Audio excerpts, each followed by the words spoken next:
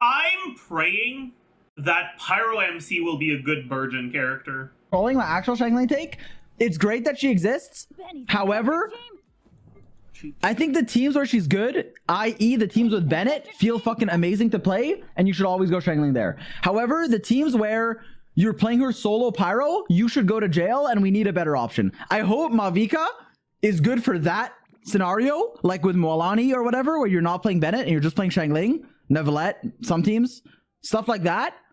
Xiangling solo Pyro shouldn't exist, but Xiangling with Bennett, Xiangling with Chevy is a really good character that I hope doesn't get just outshined. But solo Pyro Xiangling, where you're on Fav like I am and 300 ER, yeah. I want to cry. Okay, honestly, that's fair. The main thing with that is that Xiangling just has too many things going for her. Like, she has great damage, great AoE, and great application. So, but honestly, I think the biggest thing is that her application is actually insanely great. The fact she doesn't have ICD is just too good. Not just because she can vaporize with no ICD, but also as a source of pyro application. If Mavuika is Pyro Nahida, I'll be happy. The thing is, that wouldn't even be that good.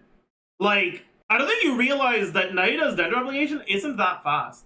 The reason why she's good despite relatively slow Dendro application is because her application is 1.5U and its AoE is really good, and Dendro teams don't tend to require very fast application. The only Dendro team that actually requires very fast application is Nilo. And that's why but in that team, the fact that it's 1.5U matters a lot.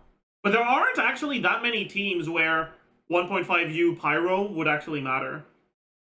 It would kind of matter in Cryo, like in Melt teams, but not even that much, because 1.5U once tax is 1.2U, and then if you trigger 2 reactions, that means you have 0.2U left, which decays incredibly quickly.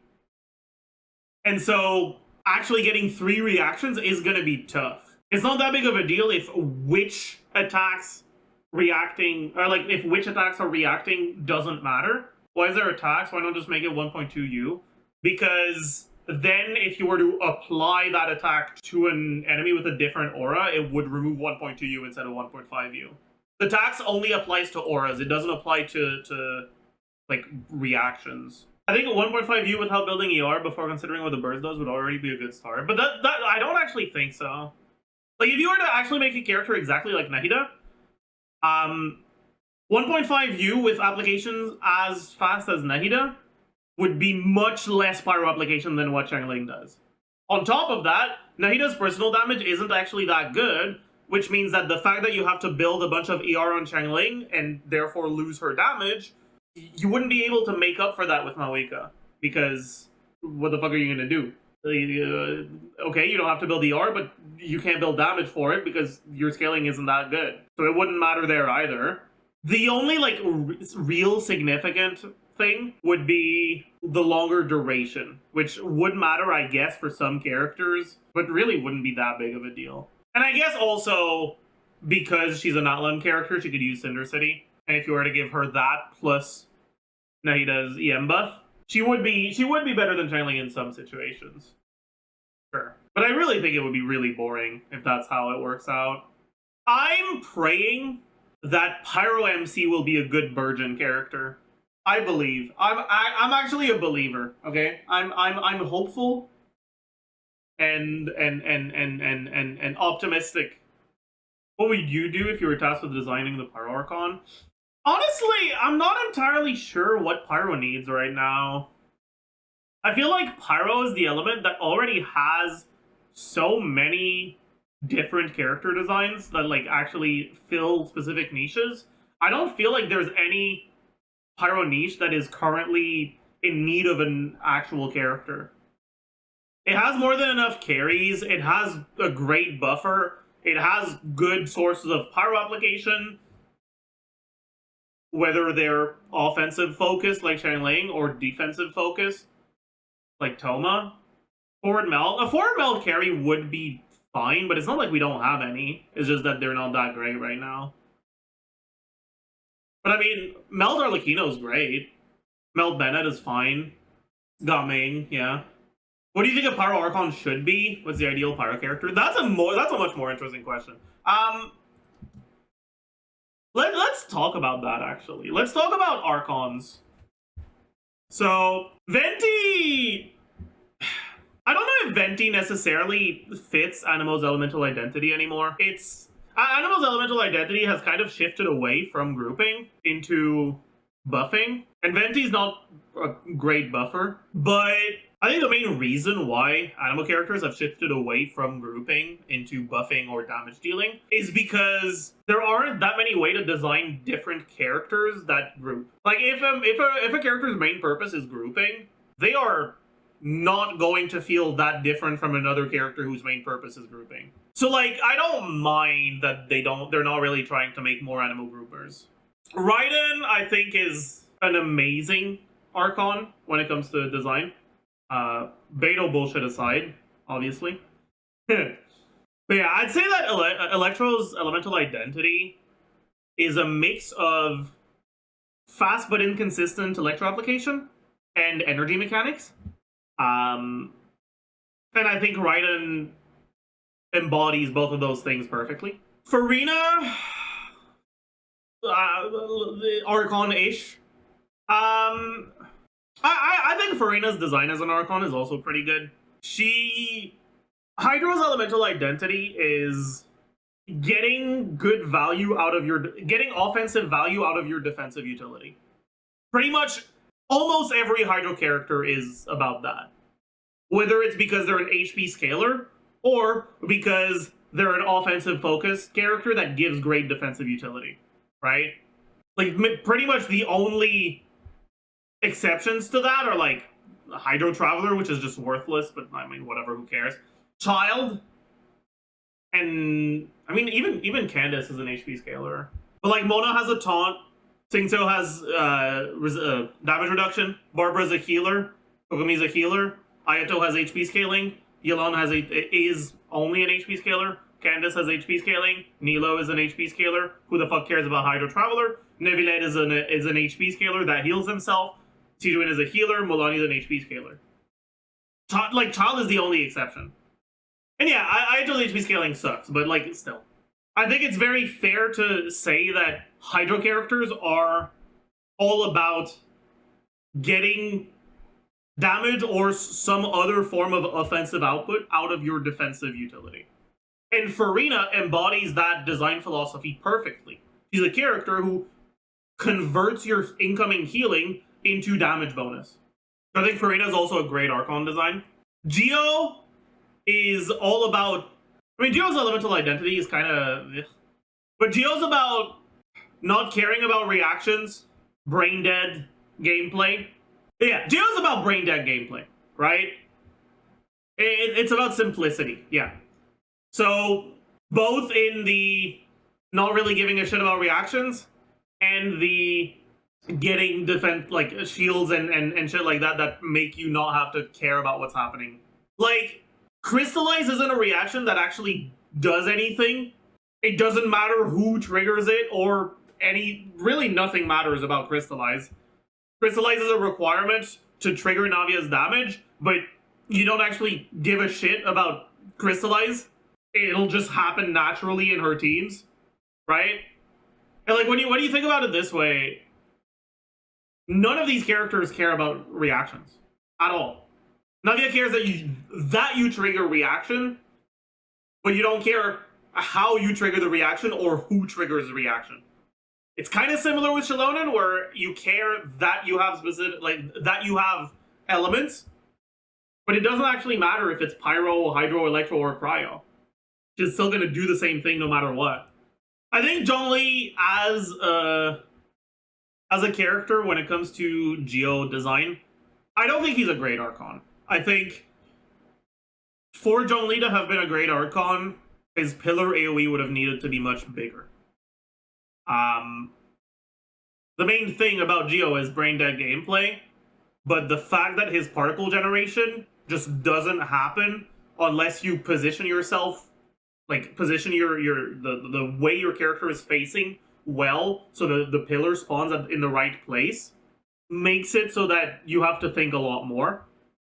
And I think that's bad for an element whose main appeal is simplicity, like Geo. His pillar should work like Goro's E, where like it just stays there no matter what, and its AoE should be bigger. Like yeah, it should have been a construct like Ushi that like doesn't just despawn if it enters, like if it gets in contact with something else. Okay, so I don't think Zhongli's a great Archon. And then Nahida, I think, is a pretty good Archon. Dendro is all about its reactions. And Nahida is a character that incentivizes reactions in a lot of different ways for a lot of different reactions. I think she's great at it.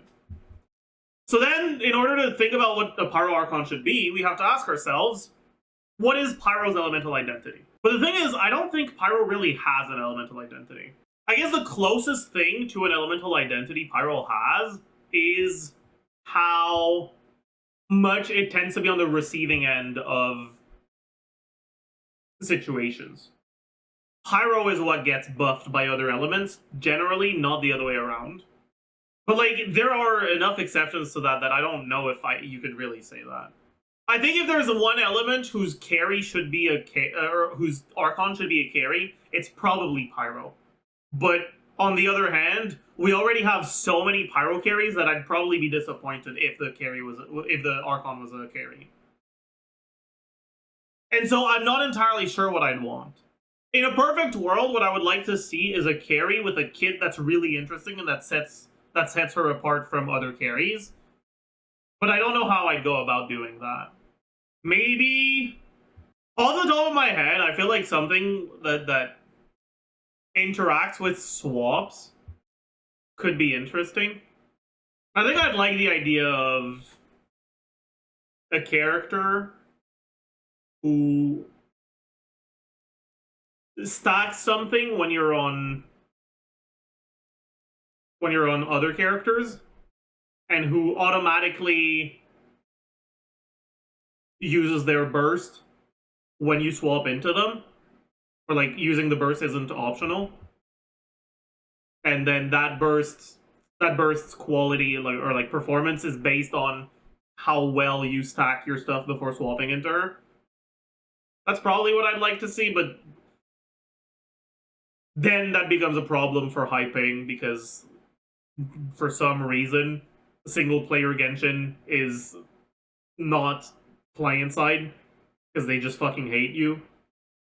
Same with Hua, it's not client side either. I mean, yes and no, but like in Hua, the important stuff is client side. Dude, if swaps were server side on Hua, Jesus fucking Christ, that would be bad. That would be bad. Oh. Yeah, Hua is not a game that could survive with server-side swaps like Genshin. Because the swaps are a lot more important of a game mechanic in Hua than they are in Genshin. Kuro doesn't want them to be important, but they still are. What about the Cryo Archon? I think... Yeah, I was about to say that, Unstable. I think the Cryo Archon should be a physical carry. I would like the Cryo Archon to be a character who is designed around two potential gameplay paths: default physical carry or shatter carry. That is what I would like the Cryo Archon to be. That is what I would like to see. So Fremine is never a shatter carry. He doesn't apply enough cryo. Like, you don't build EM on him. He wants to trigger shatter as a trigger condition for his damage percent. That's not the same thing as being a shatter carry. How much of a buff is shatter getting again, by the way? I know overload is 37.5 and electrocharge is 66.6. How much is shatter? Any knowers? 200%? No, it's not 200%. Superconduct is 200%. I know that. It was the only one that was 200%. 100%. Okay, yeah, that makes sense.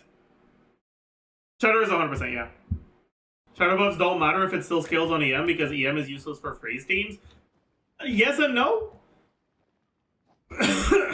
Like, indeed, shatter buffs don't matter if you're still playing a fucking Ayaka team.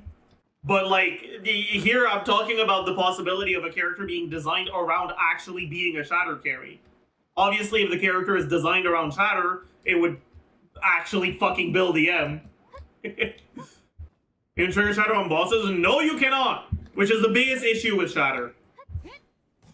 But that's why the Archon should have a passive that makes Frozen Aura able to exist on bosses, even if they don't actually get frozen. So that way you can still shatter them without freezing them. That's a Nahida buff. True, Blizzard Stringer buff! But no, it would have to be on, like, as a passive on the character. Like, they wouldn't actually get frozen. It's just that the Frozen Aura, instead of just not appearing on the enemy, would appear. And then if you hit the enemy with a blunt attack, it would trigger shatter damage, even if they don't actually get frozen at any point. That's something that I think would be necessary to make a shatter carry, like, functional. Because otherwise it's just gonna be... What are your thoughts on making bosses freezable? Would it be too OP? I mean, maybe. I don't know. I feel like if you give them high freeze resistance, like Consecrated Beasts have, but like higher, it would be fine. But I still don't think it... Like, I don't know. Because if you could just perma-freeze bosses, I don't think that would be good. Like, bosses are often designed around their mechanics, and being able to just freeze them to prevent them from doing their mechanics, I think would actually be too good.